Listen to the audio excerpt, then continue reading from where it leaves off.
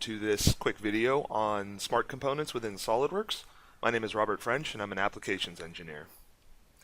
Alright, so smart components live in the design library, and just a quick review. The design library is a collection of features, parts, or assemblies that are found over in the right hand side in what we call the task pane, that little set of buttons that we see in the right hand side of the software.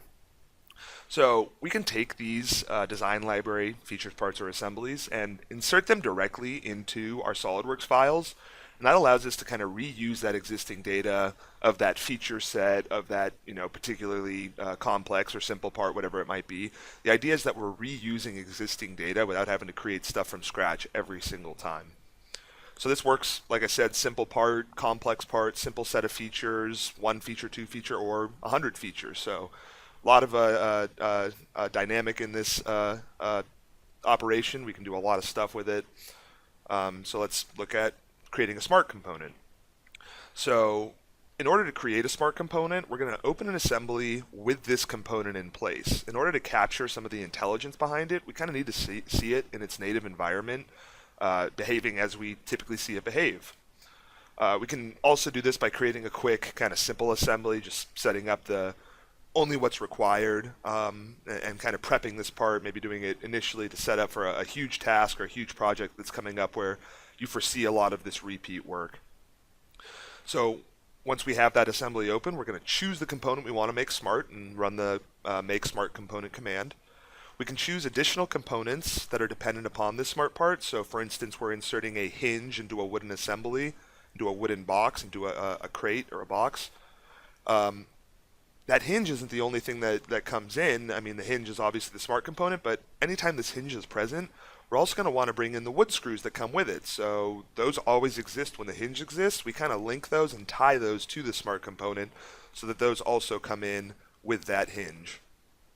We can also have additional features that are dependent on this smart component or come with this smart component. So in that same example, this hinge or latch for a box, say a jewelry box, when we bring in that latch or that hinge, we're not just bringing in the screws. We also need a cutout. We need to kind of cut this pocket or recess for the hinge or object to fit, and that's a feature that is dependent on the smart component, on that part, so it comes with it. And lastly, we can also have some quick mate references for this component, so when we drag and drop it in, it also kind of automates some of its positioning via mates automatically. So we already have several videos online that kind of talk about design library features. We also have one that talks about smart components, but it doesn't mention how we can also capture features with these smart components, and that's what I'd like to show you here today. We're going to do that with a aeronautic switch, with an aviation switch. So what's unique about these is it's not just a simple circle cutout. There's actually like a key feature to it, something that orients it or locates it rotationally. And so this is typically found on these huge panel layouts with tons of these buttons. There can be a lot of repeat work involved here. So if we create a smart component, and you can see the key there, that's why we want to do it for this part. If we create the smart component ahead of time, we can really quickly create these kind of panel cutouts really efficiently, very fast, and we're going to look at this practical example of the aeronautic switch here in the software. Alright, so here we are in the software. We've kind of got this simple aeronautic switch, simply mated in place with a coincidence mate on the bottom. Kind of still free to move around, but we're going to turn this into a smart component now. So we really wanted to focus on bringing in additional features with a smart component. So we currently don't have the cutout for this switch, and that would be the smart component's feature that would come with this smart component. We always want the cutout to be present when we bring this switch into an assembly. That cutout belongs on this sheet metal part, simple sheet metal part. So I'll go ahead and right click that and edit the part here in context. I'm going to start a sketch on this top plane, or this top face of the part. I'm going to base it all around this component right here. So we'll go in and draw the first circle kind of cut out for it. And in order to have some of these dimensions propagate to the drawing, I don't want a dimension based off of the existing geometry of the switch. I'm going to create a dimension for the whole cutout itself. So we'll do something like 4675. Good. It'll allow for the switch to fit. Then we'll come in here and draw some additional lines for this notch cutout, for this kind of keyed feature. So I'm just going to draw some lines real quick. We'll go ahead and constrain these here in a sec. But Just dimensioning this out, kind of add some relations, set some things parallel, set some appropriate widths, maybe 70 thou. And lastly, let's call these symmetric, kind of evenly space that. We also want a dimension for how deep this keyway is. Add that like so. Got a couple of entities to trim. Right, but there's my cutout. And so I have to delete my relations though, kind of back to the existing geometry. The design library and smart components simply won't take those. But this cutout is always going to be located to this part based on their internal axes. So this notch will always align correctly with our orientation of our smart component here. So this sketch is good. I'll exit the sketch. I'll go ahead and extruded cut that. We'll say through all. And we'll exit the in context edit of this sheet metal part. So if we zoom in on this switch now, we can see the appropriate cutout for it. Might be a little too big, but same concept.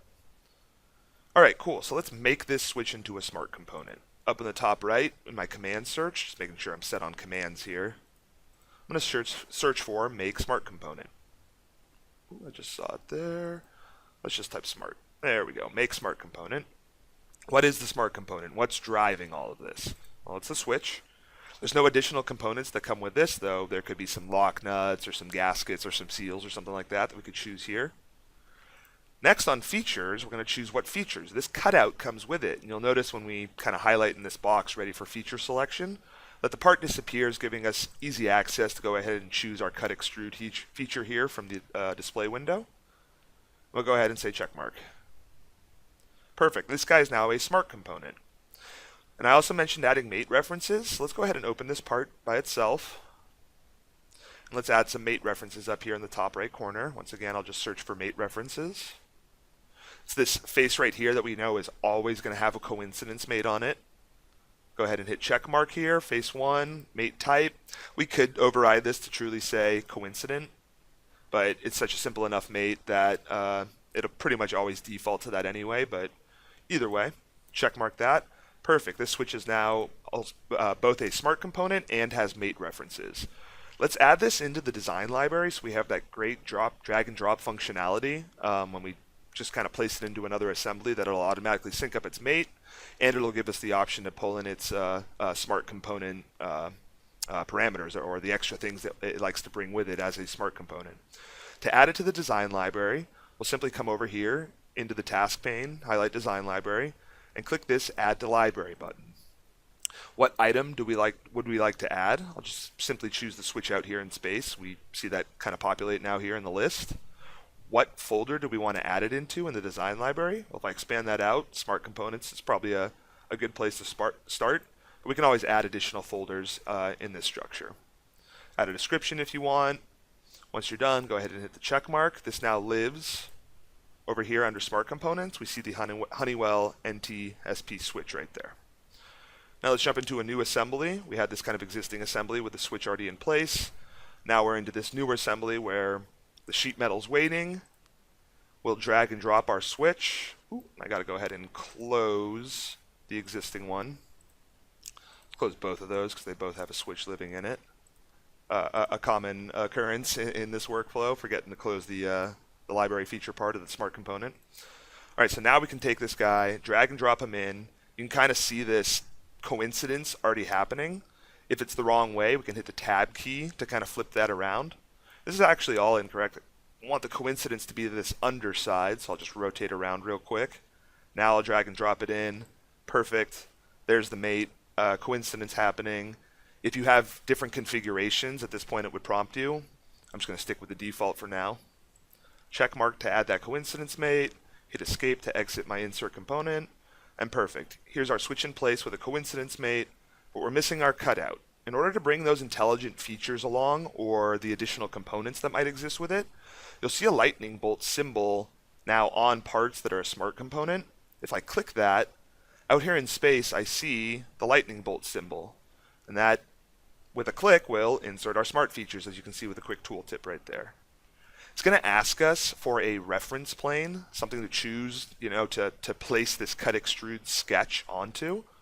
So I'll go ahead and click this top face. I get the green check mark over here that my reference selection has been satisfied, turned from a question mark to a check mark. I simply hit the check mark for the command now, and my cutout has followed along with it. Nice part here is when we drag and move this guy and even rotate its orientation, with a quick rebuild, I use Control Q, a force rebuild, to rebuild the entire part. When we hit that, we can see the notch updates, follows the components. This is a great workflow for these large panel kind of workflows where we're inserting tons of switches back and forth and we don't want to have to spend time doing convert entities and things like that. We really automate a lot of the process as a result of using smart components. Kind of the last step here, if we were to throw this guy onto a drawing, save the assembly real quick. Ooh, and my mistake, I want to throw just the part file onto the drawing, so let's back up. Open this part, which you can see the feature has transferred to, smart feature from that Honeywell switch listed here in the feature tree. So if I was to put this guy onto a drawing, choose from my view palette over here, and just kind of drag in the top view. And now I can use my model items. For model items, for those who don't know, all the dimensions you add in a part file are listed as marked for drawing. And I just make sure this marked for drawing dimension bring in is checked, and this will actually bring in the dimensions from a sketch right into your drawing for you automatically. So real quickly and easily, I've got at least the sizes for this guy brought into the drawing immediately. We could then add a couple additional dimensions for positioning this guy vertically and horizontally. Cool, that's it for this video. Thanks for watching.